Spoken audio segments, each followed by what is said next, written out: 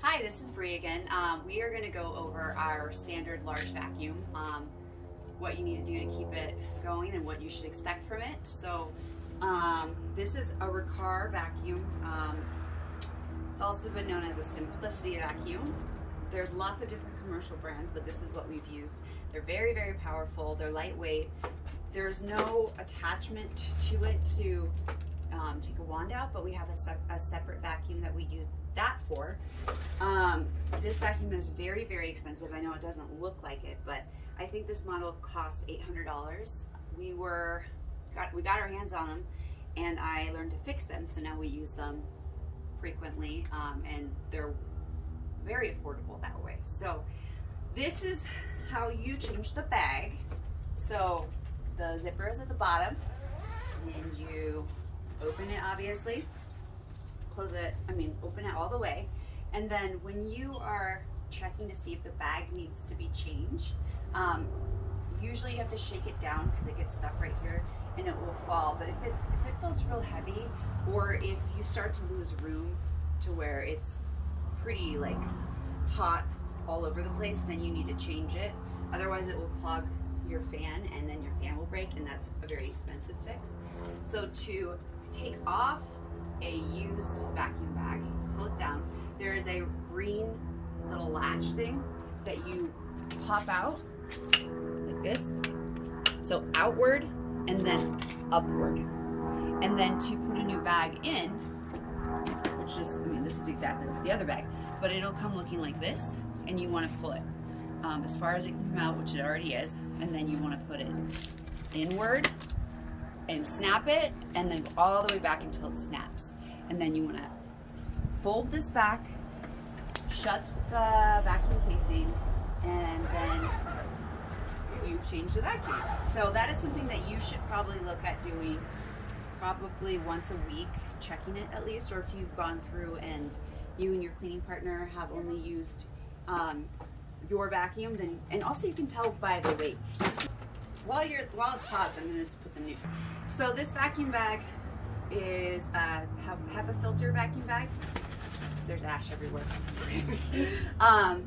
So these are kind of expensive. It's about $5 a bag. I've tried to get cheap replacements that I returned today because I got them from China and they don't fit at all. So I'm still looking for an alternative to these expensive bags, but they work great. I recommend that you have at least one extra with you if you have these types of vacuums, or better yet, have a package with you.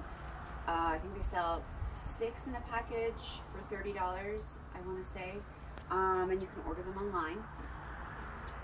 Another thing you need to do to keep your vacuum working well is to periodically flip it over to look at the spool to see if there's threads that are caught up, because if there's a lot of threads that get caught up, it's going to slow the brush's availability to spin, and then that's going to affect your motor, and then if your motor burns out, that's an expensive fix.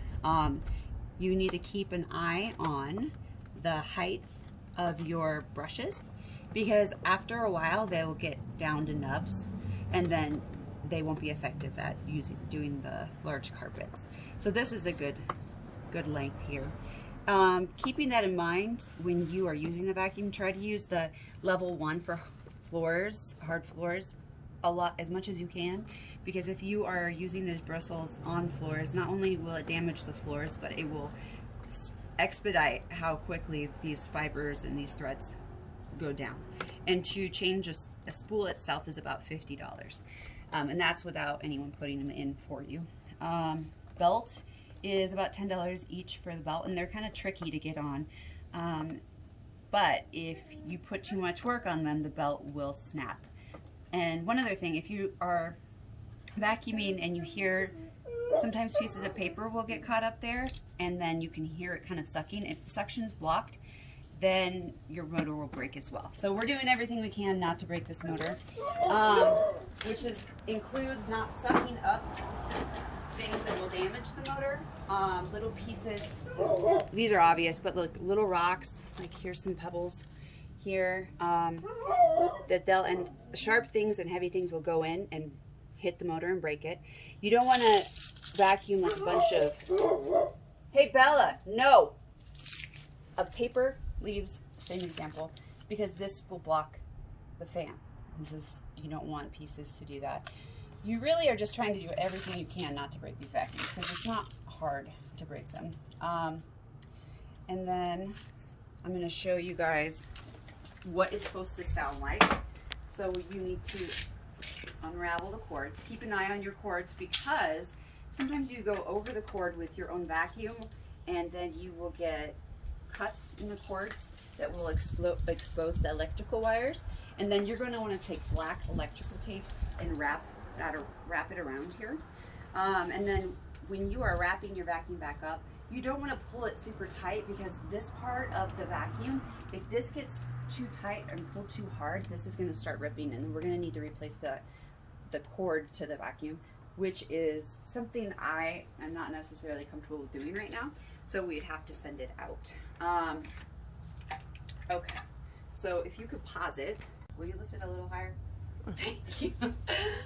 Okay, so this is the cord. It's 30 feet long. It's very long, a lot longer than most vacuums, which is super great, because I hate having to unplug and plug it up again. So when you are ready to vacuum stuff, you will use this rug, for example.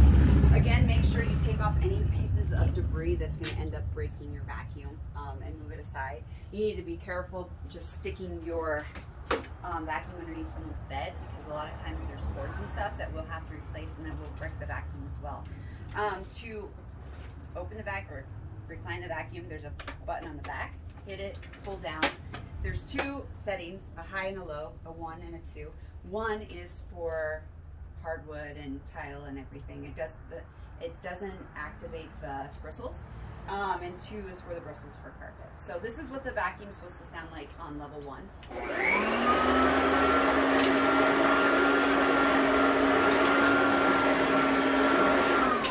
It's very powerful. I would say level 1 is still probably more powerful than most other vacuums. Level 2 sounds like this.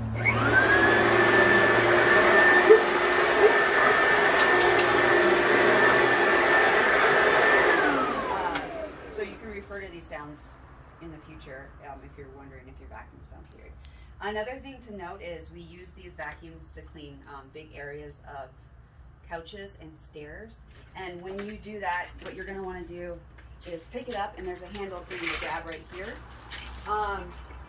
And then you can keep it not reclined to pull like this, or you can recline it. And I'm going to vacuum half of this couch, and then we'll kind of go over the stairs. But depending on if there's hair or whatever, you're going to want to choose what setting. This ash from the fire, I think, will go up from level, it'll get taken off level 1. If there's dog hair and stuff, or it's just not coming up, you want to do level 2. So I'm going to do level 1 first. And you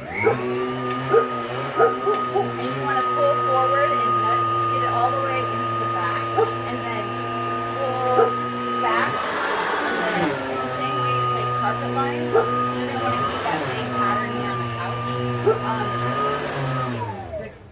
That'll show the lines too, and it just looks really nice, and the clients really like it. This is level 2.